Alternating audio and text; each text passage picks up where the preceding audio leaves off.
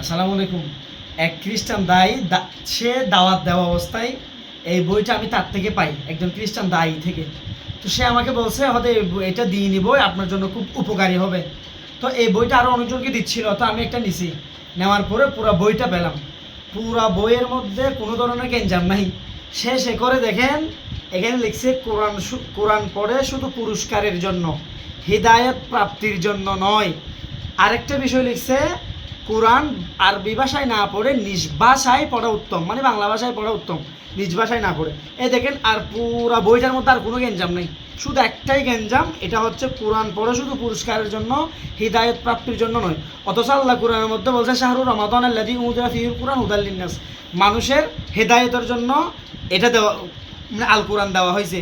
তো দেখেন, খ্রিস্টানরা মূলত এইভাবেই কাজগুলো করে। এ কিন্তু পুরো বইয়ের মধ্যে কোনো গ্যাঞ্জাম নেই, শেষের মধ্যে একটু করে গ্যাঞ্জাম আছে। কাজেই এরকম বইগুলা খুব সাবধানতার সাথে, তাহকিকের সাথে পড়া। সালাম আলাইকুম।